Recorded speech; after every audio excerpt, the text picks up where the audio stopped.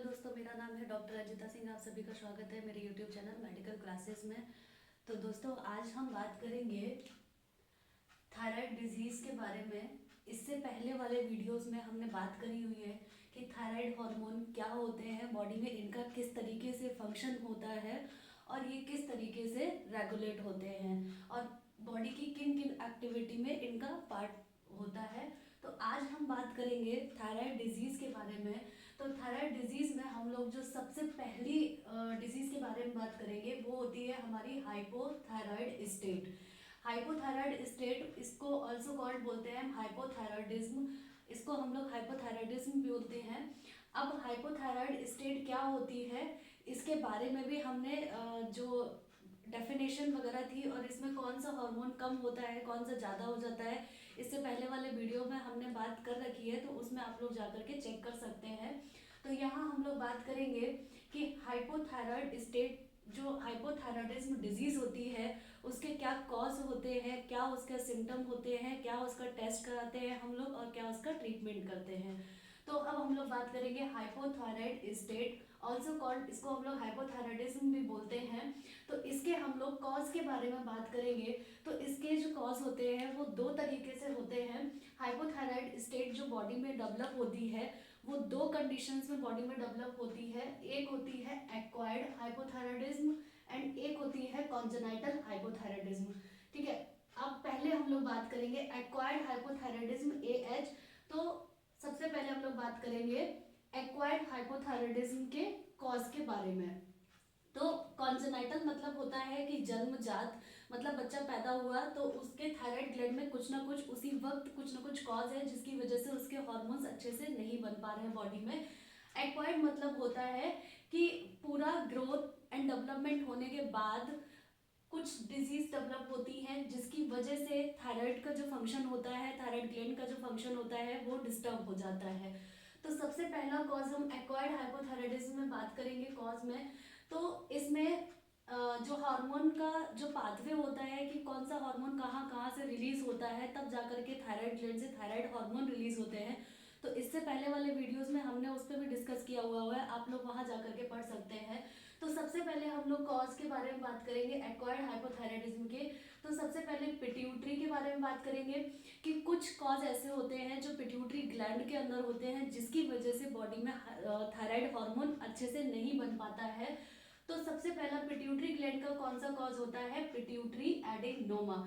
Adenoma मतलब होता है कि ट्यूमर। तो इसमें क्या होता है, पिट्यूटरी एडिनोमा में ट्यूमर इनसाइड पिट्यूटरी ग्लैंड। इसमें क्या होता है कि पिट्यूटरी ग्लैंड के अंदर ट्यूमर डेवलप हो जाता है। तो ट्यूमर डेवलप होने के बाद इसमें क्या होता है, बहुत सारी सेल्स क्या हो जाती हैं, डैमेज हो जाती हैं और जितनी भी सेल्स बची होती हैं जो सेफ होती हैं तो वही क्या करती हैं, TSH हार्मोन रिलीज करती हैं, लेकिन वो सफिशिएंट नहीं होता है।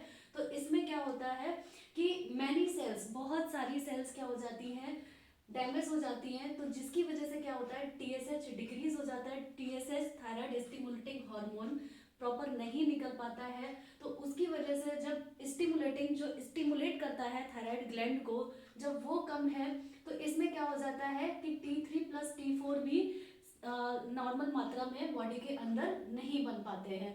तो इसमें हम लोग क्या टेस्ट कराते हैं, सिटी स्कैन कराते हैं ब्रेन का, और उसके बाद ब्रेन का सिटी स्कैन करने के बाद ये जो पिट्यूटरी एडिनोमा होता है इसको डायग्नोज करते हैं। और अगर अर्लियर स्टेज में अगर ये पता चल जाता है तो उसके बाद हम उसका ट्रीटमेंट करते हैं ताकि उसकी रिकवरी हो सके और उसके बाद क्या हो सके, हमारा TSH जो नॉर्मल है वो बन सके, जिससे कि हमारे थायराइड हार्मोन जो होते हैं वो प्रॉपर बॉडी में बन सके और उनका फंक्शन हो सके। तो ये था पिट्यूटरी ग्लैंड के कॉज के बारे में कि पिट्यूटरी ग्लैंड में क्या कॉज होता है जिसकी वजह से थायराइड हार्मोन क्या हो जाता है, डिस्टर्ब हो जाता है, वो प्रॉपर मात्रा में नहीं निकल पाता है। अब हम बात करेंगे डिजीज ऑफ थायराइड ग्लैंड कि कुछ डिजीजेस ऐसी होती हैं जो थायराइड ग्लैंड के अंदर डेवलप होती हैं। तो जब थायराइड ग्लैंड के अंदर डेवलप हो जाती हैं तो फिर थायराइड ग्लैंड जो होती है वो थायराइड हार्मोन को नॉर्मल मात्रा में बॉडी के अंदर नहीं निकाल पाती है। तो सबसे पहला जो थायराइड ग्लैंड की डिजीज में जो सबसे पहला कॉज है वो क्या होता है, आयोडीन डेफिशिएंसी।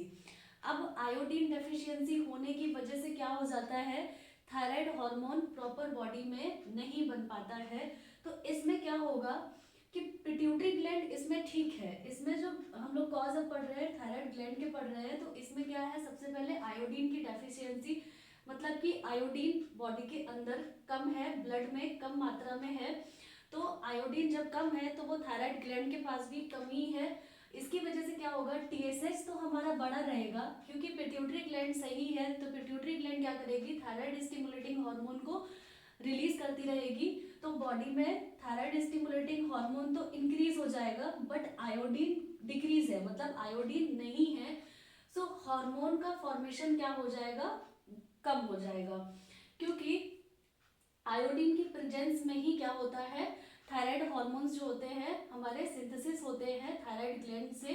तो इसमें टीएसएच तो निकलेगा लेकिन आयोडीन कम है, तो थायराइड हार्मोन प्रॉपर मात्रा में नहीं बन पाएंगे।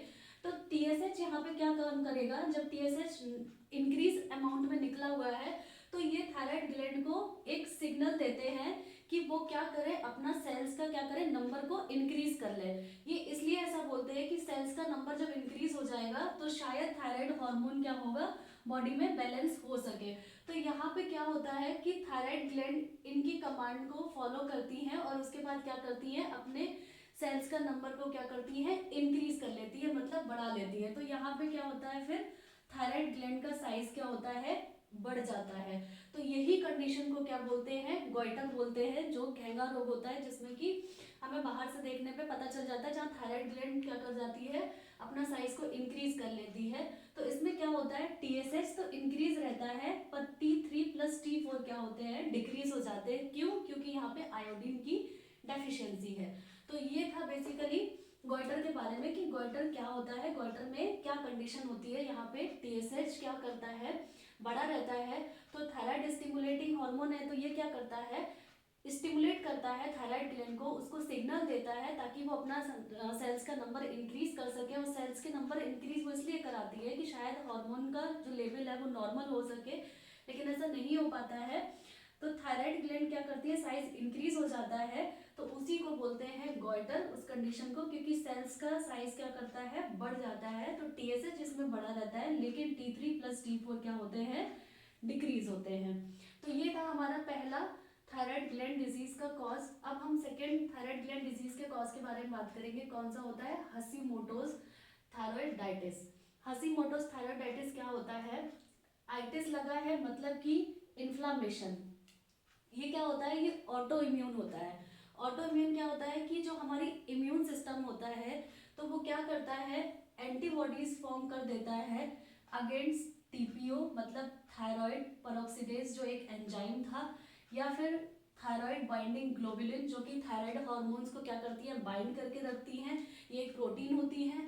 प्लस टीएसएच रिसेप्टर जो थायराइड स्टिमुलेटिंग हार्मोन रिसेप्टर होते हैं, जो थायराइड ग्लैंड पे प्रेजेंट होते हैं, इनके अगेंस्ट इम्यून सिस्टम क्या कर देता है, एंटीबॉडीज का फॉर्मेशन कर देता है। तो वहां पे थायराइड ग्लैंड के अंदर क्या होता है, फाइट चलने लगती है, जिसकी वजह से, फाइटिंग की वजह से क्या हो जाता है, डिस्ट्रक्शन हो जाता है ऑफ थायराइड सेल्स। जो थायराइड सेल्स होती हैं उनका क्या हो जाता है, डिस्ट्रक्शन हो जाता है। तो यहाँ पे क्या हो जाता है, डिक्रीज हार्मोन प्रोडक्शन, मतलब हार्मोन का जो प्रोडक्शन होता है वो डिक्रीज हो जाता है। आज के टाइम में ये मोस्ट कॉमन कॉज मिलता है जहाँ पे हाइपोथायराइड पेशेंट के अंदर देखने को मिलता है। तो ये था हशीमोटोज थायराइडाइटिस, मतलब ये ऑटो इम्यून है, इम्यून सिस्टम थायराइड ग्लैंड की सेल्स के अगेंस्ट क्या कर देता है, एंटीबॉडीज का फॉर्मेशन कर देता है अगेंस्ट टीपीओ प्लस टीवीजी, मतलब thyroid binding globulin protein, plus या फिर टीएसएच रिसेप्टर जो सेल्स के ऊपर प्रेजेंट होते हैं, थायराइड ग्लैंड की जो सेल्स होती है उन पे प्रेजेंट होते हैं, उनके अगेंस्ट। तो यहाँ पे थायराइड की सेल्स जो होती है उनका क्या हो जाता है, डिस्ट्रक्शन हो जाता है। इसके बाद क्या होता है, हार्मोन का प्रोडक्शन क्या होता है, डिक्रीज हो जाता है। टुडेज मोस्ट कॉमन कॉज है ये हाइपोथायराइडिज्म का। थर्ड आता है हमारा थायराइड ग्लैंड के डिजीज के कॉज के बारे में, पोस्टपार्टम थायराइडाइटिस। पोस्टपार्टम क्या होता है, मतलब आफ्टर प्रेगनेंसी। थायराइडाइटिस मतलब आइटिस मतलब इन्फ्लामेशन, ये भी ऑटो इम्यूनिटी होता है। आफ्टर प्रेगनेंसी क्या होता है, थायराइड ग्लैंड के अंदर इन्फ्लामेशन हो जाता है। तो उसको बोलते हैं पोस्टपार्टम थायराइडाइटिस। तो इसकी वजह से भी जो थायराइड हार्मोन होते हैं T3 T4 उनका प्रोडक्शन क्या हो जाता है, डिक्रीज हो जाता है। 4 हम बात करेंगे डी क्वेवेंस थायराइडाइटिस। ये क्या होता है, ड्यू टू वायरल इन्फेक्शन, कोई भी वायरल इन्फेक्शन होने की वजह से थायराइड ग्लैंड के अंदर स्वेलिंग हो जाती है, तो उसकी वजह से क्या हो जाता है, सेल्स का फंक्शन जो होता है वो डिस्टर्ब हो जाता है, वो प्रॉपर अपना फंक्शन नहीं कर पाती हैं। तो हार्मोन्स जो थायराइड ग्लैंड के हार्मोन्स होते हैं T3 T4 क्या हो जाता है, उनका सिंथेसिस क्या होता है, डिक्रीज हो जाता है। ठीक है, डिक्रीज। फिफ्थ हम बात करेंगे एट्रोजेनिक। एट्रोजेनिक मतलब क्या होता है, ड्यू टू डॉक्टर की वजह से होता है। इसमें क्या होता है, सब टोटल थायराइडेक्टमी, मतलब कि थायराइड ग्लैंड का फंक्शन डिस्टर्ब है, उसको जितना फंक्शन डिस्टर्ब है उतना पोर्शन क्या करते हैं, कट करते हैं और रिमूव कर देते हैं, ताकि जो नॉर्मल सेल्स है थायराइड ग्लैंड के अंदर वो अपना नॉर्मल फंक्शन कर सके। लेकिन कभी कभी क्या होता है कि थायराइड ग्लैंड का बहुत ज़्यादा पोर्शन, मतलब मोर पोर्शन जो होता है कट हो जाता है और उसको क्या करते हैं, रिमूव कर देते हैं। तो थायराइड ग्लैंड का मोर पोर्शन, बड़ा पोर्शन कट एंड रिमूव कर देते हैं, तो उसकी वजह से हार्मोन प्रोडक्शन क्या होता है, डिक्रीज हो जाता है। क्योंकि जहाँ पे पूरी थायराइड ग्लैंड वर्क कर रही होती है हार्मोन के निकालने में, वहाँ पे उसके आधे से ज़्यादा थायराइड ग्लैंड अगर कट करके रिमूव कर दी गई है, उसका फंक्शन बॉडी में डिस्टर्ब था, फिर जो थोड़ी सी सेल्स बची होती है वो अपना प्रॉपर फंक्शन, मतलब सफिशिएंट अमाउंट में थायराइड हार्मोन नहीं निकाल पाती है, तो इसकी वजह से हार्मोन का प्रोडक्शन क्या हो जाता है, डिक्रीज हो जाता है, कम हो जाता है। या फिर 6 एक्सेसिव एंटी थायराइड ड्रग, ये भी एक कॉज होता है कि अगर ये क्या होता है, जो हम अगर एक्सेसिव मतलब बहुत ज़्यादा अमाउंट में थायराइड के ड्रग्स अगर लिए गए हैं, एंटी थायराइड ड्रग मतलब साइड इफेक्ट ऑफ ड्रग्स, तो इनका क्या होता है, बॉडी पे साइड इफेक्ट आता है। ये जो ड्रग्स ले रहे होते हैं यही थायराइड ग्लैंड के ऊपर बैड इफेक्ट करने लगते हैं। इसकी वजह से भी क्या होता है, decrease thyroid hormones T3 T4 क्या हो जाते हैं, कम हो जाते हैं। समटाइम हार्ट डिजीज की कुछ ऐसी मेडिसिन होती है, जैसे कि कोई भी हार्ट डिजीज है उसमें पेशेंट लंबे समय से कोई मेडिसिन ले रहा है, तो उसका भी एडवर्स इफेक्ट ऑन बॉडी आता है, तो इसकी वजह से भी क्या होता है, थायराइड हार्मोन डिक्रीज हो जाते हैं। तो ये था बेसिकली हमारा एक्वायर्ड हाइपोथायराइडिज्म के कॉज के बारे में, जहाँ पे हमने कुछ पिट्यूटरी के कॉज पढ़े और कुछ हमने थायराइड ग्लैंड के कॉज पढ़े, तो इसको आप लोग नोट कर सकते हैं।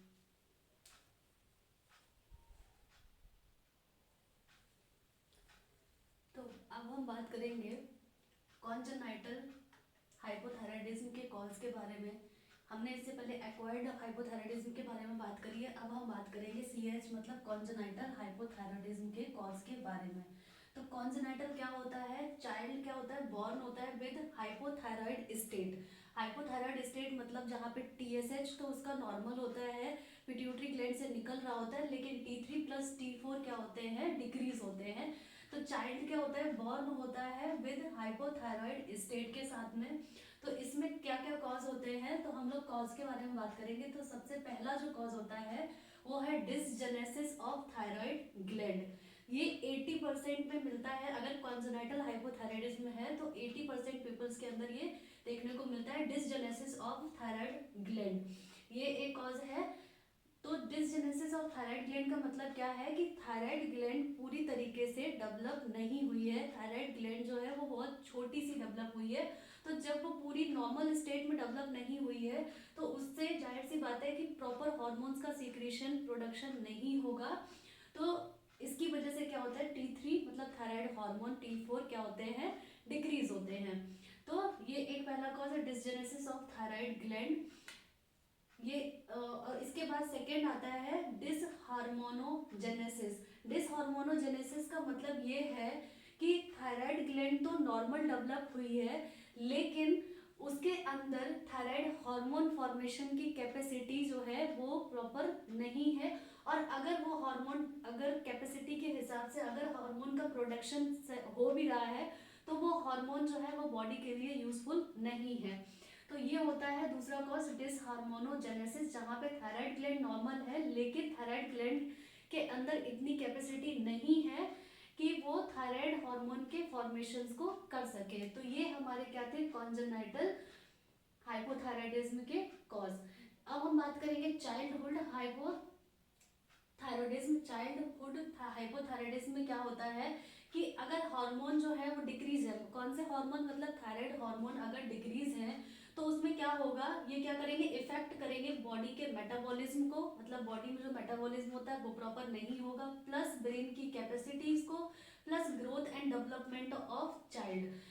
ठीक है, ये क्या होता है अगर चाइल्ड में हाइपोथायराइडिज्म स्टेट जो है डेवलप है पहले से ही, कॉन्जेनाइटल है, तो इसमें क्या होगा कि T3 T4 जो हार्मोन है वो कम होंगे, ठीक है, डिक्रीज होंगे। तो ये क्या करेगा, बॉडी के मेटाबॉलिज्म को इफेक्ट करेंगे, ब्रेन की कैपेसिटी को, और चाइल्ड की जो ग्रोथ एंड डेवलपमेंट जो होता है उसको इफेक्ट करते हैं, उसको प्रॉपर नहीं होने देते हैं।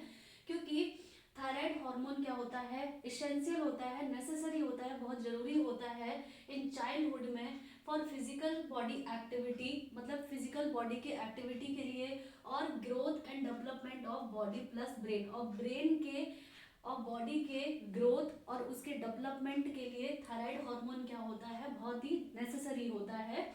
फिर और जो एक चीज समझेंगे कि 2 ईयर का तक चाइल्ड के 2 ईयर मतलब 2 साल के होने तक मैक्सिमम ग्रोथ एंड डेवलपमेंट क्या हो जाता है, प्रॉपर हो चुका होता है। ठीक है, 2 साल के बच्चे में maximum growth and development done, मतलब मैक्सिमम ग्रोथ एंड डेवलपमेंट जो होता है हो जाता है। इसके बाद हाइपोथायराइडिज्म में क्या होता है, कंडीशन है ये, इसमें क्या होता है, हाइपो का मतलब होता है, इसमें लोग बहुत कंफ्यूज करते हैं कि हाइपोथायराइडिज्म में कि TSH बढ़ जाता है या T3 T4 कम हो जाता है या क्या बढ़ जाता है, तो इसमें कंफ्यूजन कुछ नहीं है। हाइपोथायराइडिज्म कंडीशन वो है, मतलब हाइपोथायराइडिज्म, थायराइड हार्मोन्स क्या होते हैं इसमें डिक्रीज हो जाते हैं। अब हमारे थायराइड हार्मोन कौन से होते हैं, T3 प्लस T4, तो ये क्या होते हैं, डिक्रीज हो जाते हैं, लेकिन इसमें क्या होता है, TSH क्या होता है, बढ़ा रहता है। तो ये कंडीशन कौन सी होती है हमारी, हाइपोथायराइडिज्म की। तो इसमें क्या होता है, मेटाबॉलिज्म स्लो हो जाता है, क्योंकि थायराइड हार्मोन प्रॉपर नहीं निकल पा रहा है, तो इसकी वजह से मेटाबॉलिज्म स्लो हो जाता है। जब मेटाबॉलिज्म स्लो हो जाएगा तो वहाँ पे एनर्जी का प्रोडक्शन, मतलब एनर्जी भी कम होगी, ATP का प्रोडक्शन कम हो जाएगा। उसके बाद बॉडी के सेल्स के अंदर क्या होगा, हीट का फॉर्मेशन भी डिक्रीज हो जाएगा।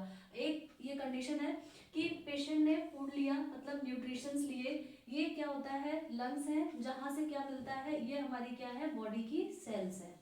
ठीक है, तो न्यूट्रिशंस लिए, उसके बाद लंग्स के थ्रू क्या आ गया हमारा, ऑक्सीजन आ गया, O2। ठीक है, ऑक्सीजन कहाँ पे आ गया हमारा, बॉडी की सेल्स में। हर एक बॉडी की सेल्स के पास न्यूट्रिशंस आए, इसके बाद यहाँ से लंग्स से ऑक्सीजन आया, न्यूट्रिशन प्लस ऑक्सीजन मिल करके, मतलब ग्लूकोज प्लस ऑक्सीजन मिल करके क्या बनाते हैं, ATP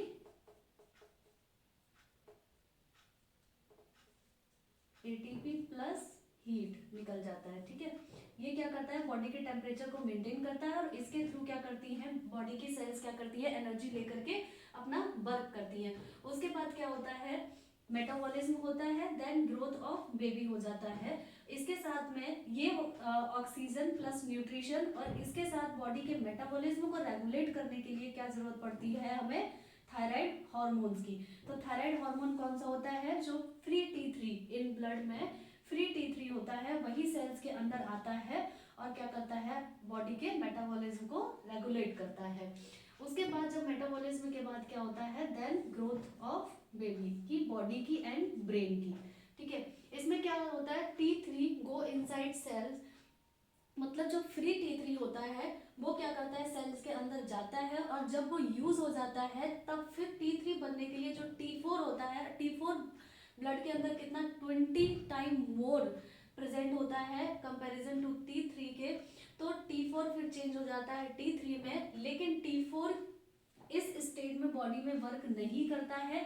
बॉडी के मेटाबॉलिज्म को कौन रेगुलेट करता है, T3। T4 अपने आप को चेंज करता है T3 में, फिर उसके बाद ये T3 बॉडी के सेल्स के पास जाता है और उसके बाद क्या करता है, मेटाबॉलिज्म करता है। देन मेटाबॉलिज्म के बाद क्या होता है, growth of body and brain baby की होती है। तो ये था हमारा हाइपोथायराइडिज्म के कॉन्जेनाइटल और एक्वायर्ड कॉज के बारे में, इसको आप लोग नोट कर सकते हैं।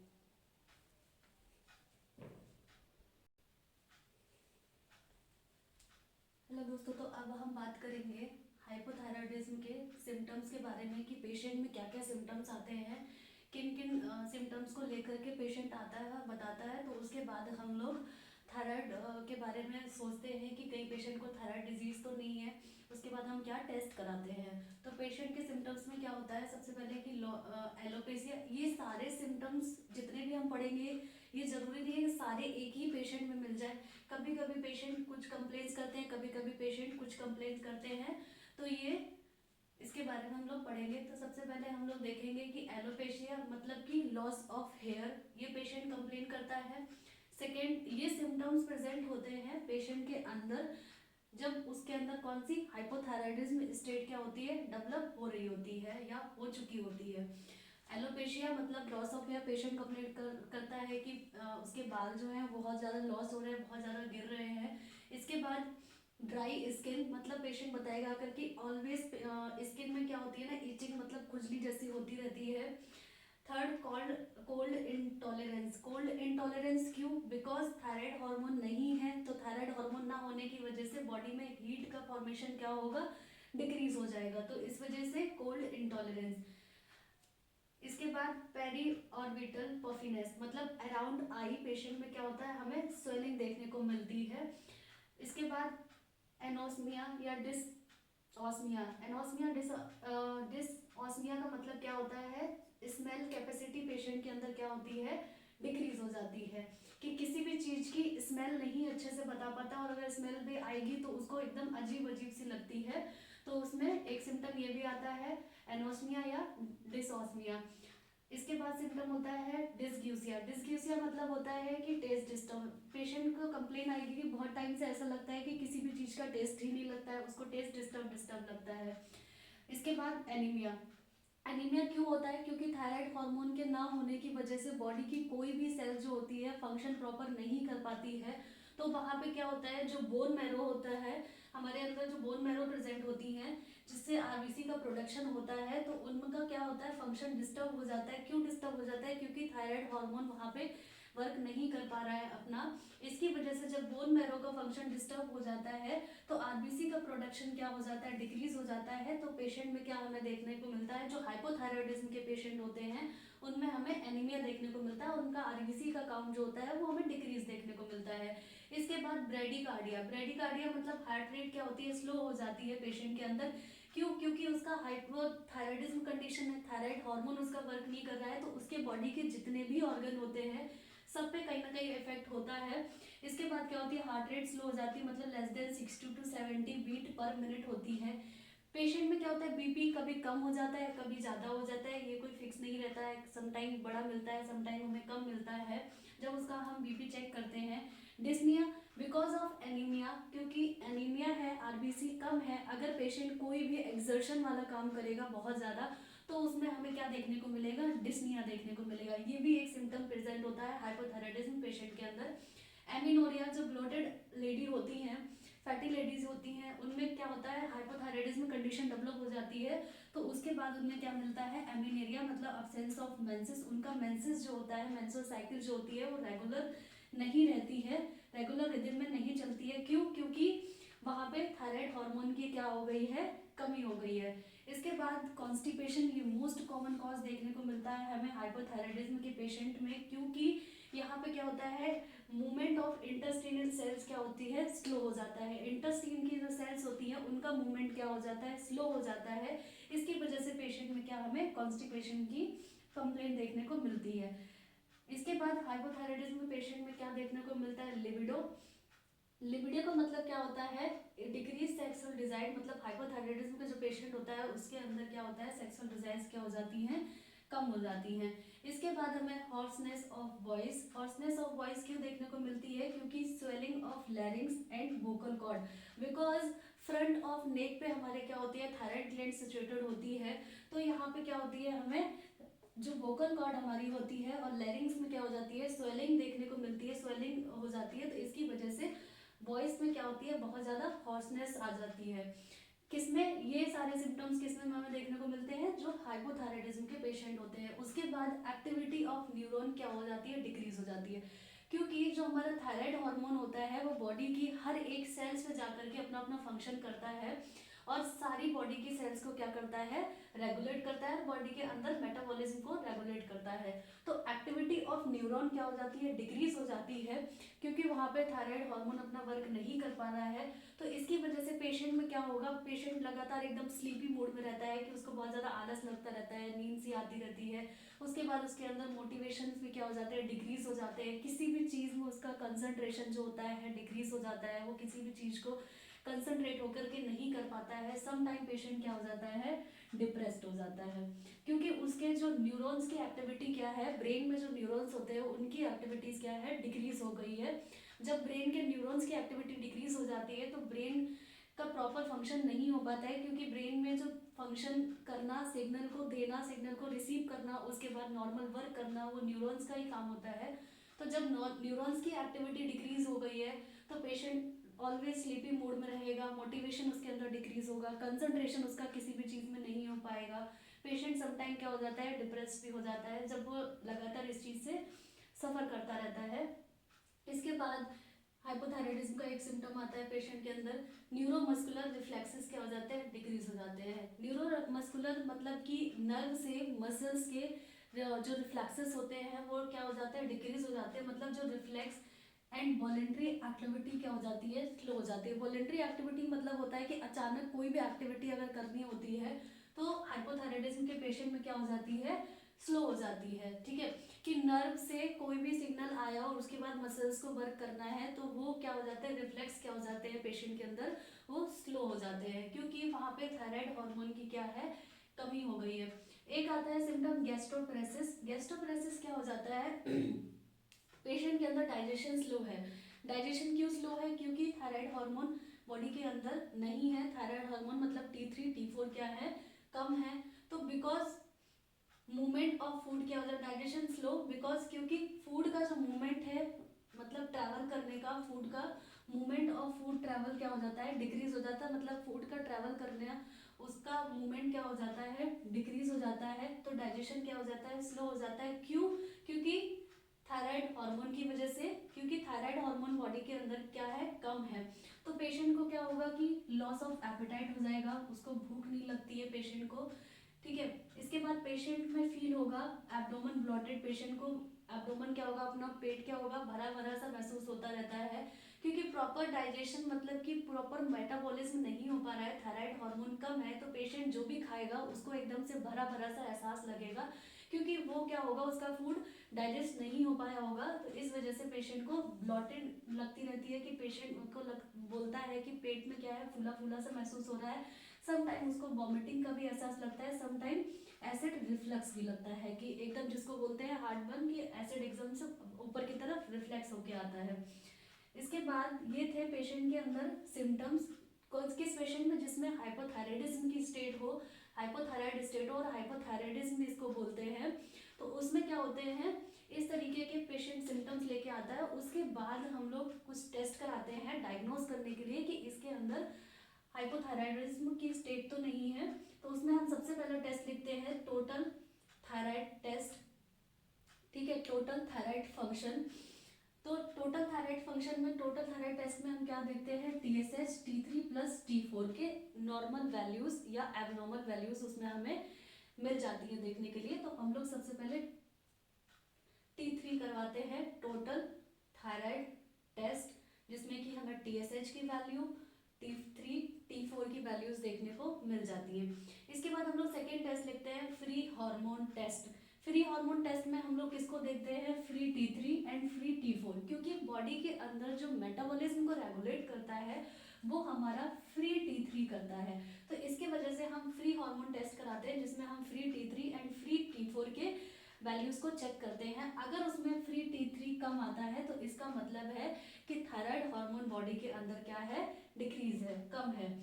तीसरा हम लोग कराते हैं anti TBG thyroid binding globulin antibodies test कराते हैं।